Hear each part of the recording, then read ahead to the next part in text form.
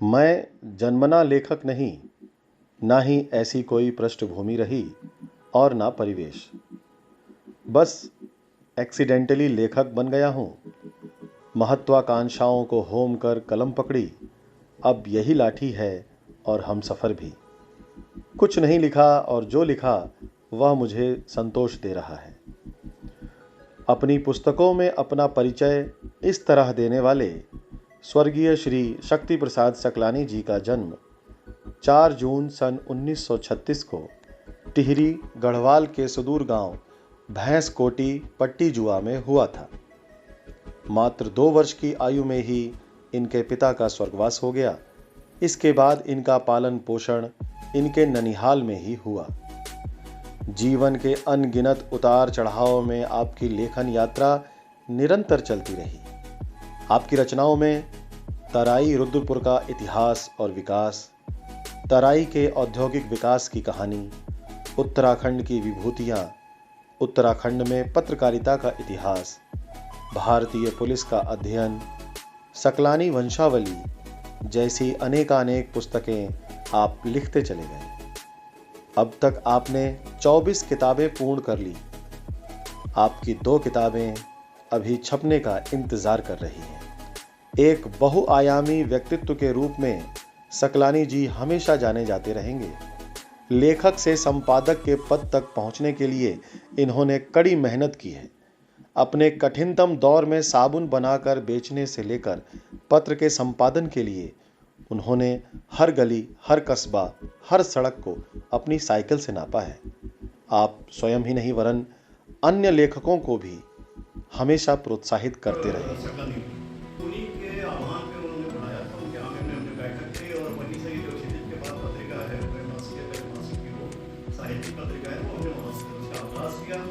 और मूल स्रोत ही वही थे सकलानी। वहाँ से वो परामर्श में थे। जल्दी ही प्रधान संपादक का उन्होंने जो है वो एक मार्गदर्शन पत्रिका दिया और मुझे अच्छी तरह याद है कि मुझे बहुत अनुभव नहीं था पत्रिका का, लेकिन चूंकि वो पहले पत्रकारिता से भी जुड़े रहे और उसके बाद लेखन से जुड़े रहे और उसके बाद उनके अनुभव से जो हमको लाभ मिला। कई बार लोगों ने सकलानी जी पर आरोप लगाया है कि वे संकलन करता है, उनका लेखन मौलिक नहीं है। तमाम आरोपों और मतभेदों के बाद भी सकलानी जी के लेखन को नकारा नहीं जा सकता। तथ्यात्मक जानकारी को एक सूत्र में प्रयोग कर प्रस्तुत करना आसान काम नहीं है। एक दृष्टि को बताता है हम किस चीज का संकलन कर रहे हैं। पक्षियों का संकलन कर रहे हैं, वस्तुओं का संकलन कर रहे हैं या पूरा कबाड़ का संकलन कर रहे हैं। संकलन तो सब है। ये तराई रुद्रपुर तराई का इतिहास अपने आप में उनके पूरे व्यक्तित्व को बताता है।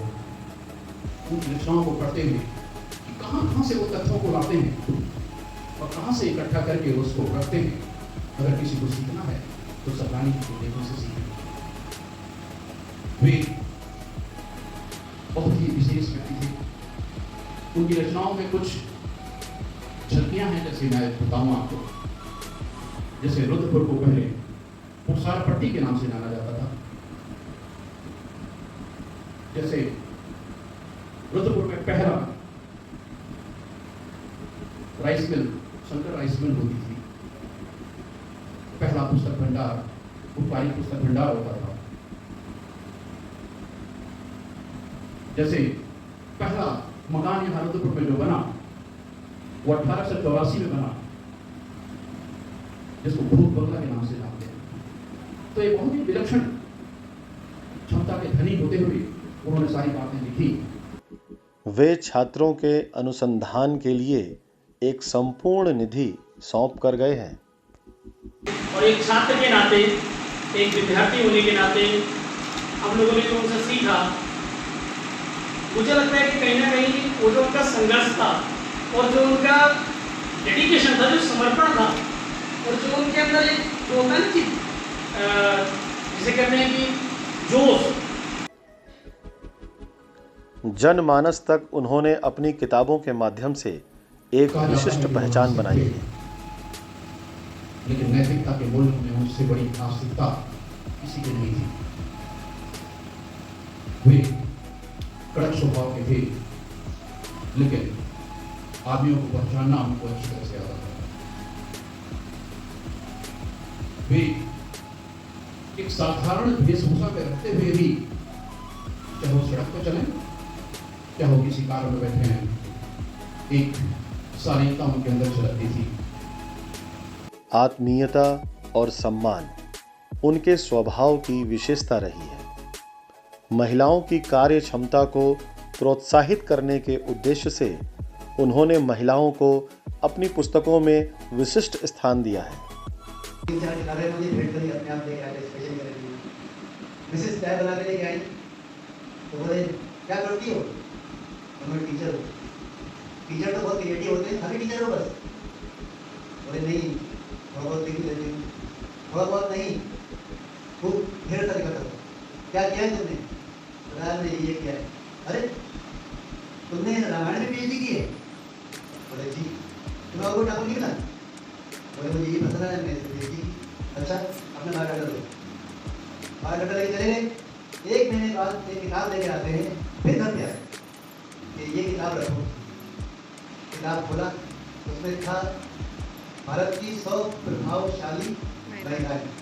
उसमें 53 नंबर पे मेरी मिसेस का नाम है डॉक्टर सीमा अली खान, ऐसी मुस्लिम, भारत की पहली मुस्लिम महिला जिसने रामायण में पीछे।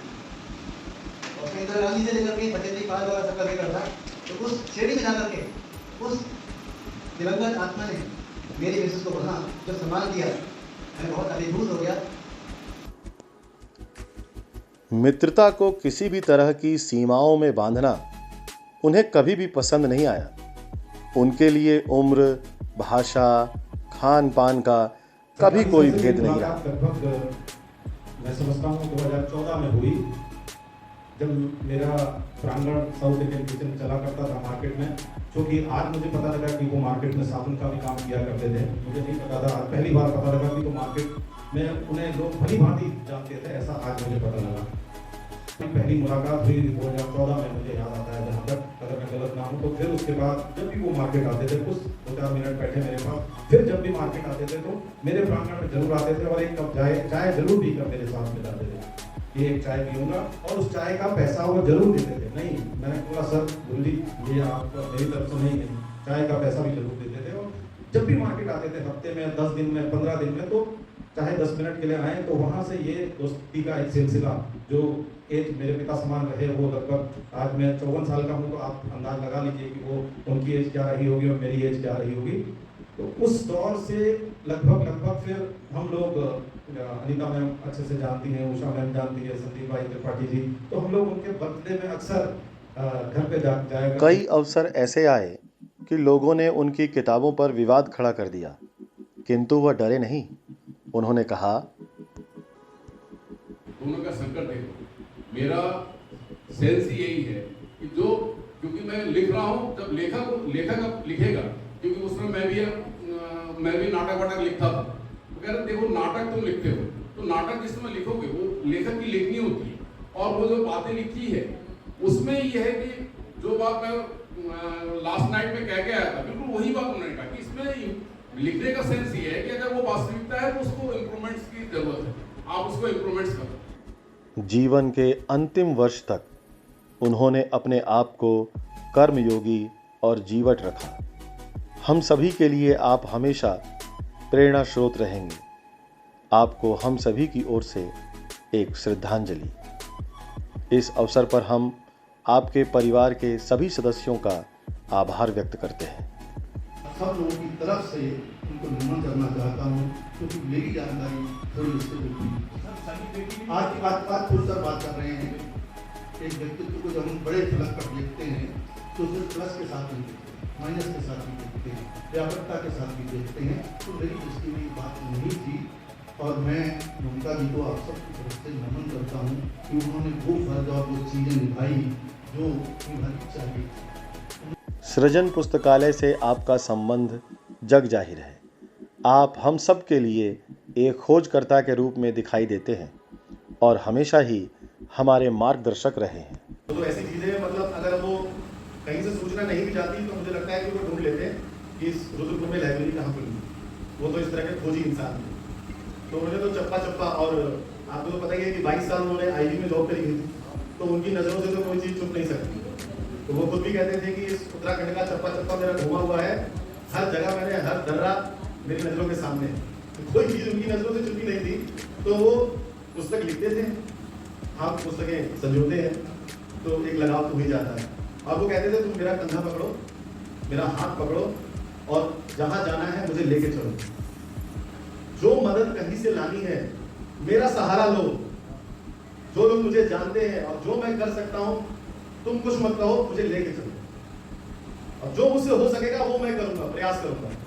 और कई बार आप एक जगह गए भी, उनकी इच्छा यही थी कि सृजन पुस्तकालय को वो चाहते थे कि एक इस तरह का स्थान बने जहां उत्तराखंड को लेकर जो उन्होंने पुस्तकें लिखी है एक शोध का केंद्र बने। आपके दिखाए गए रास्ते पर चलने का हम भरपूर प्रयत्न करेंगे। आपकी स्मृतियों को शत शत नमन। सृजन पुस्तकालय, रुद्रपुर, उधम सिंह नगर, उत्तराखंड।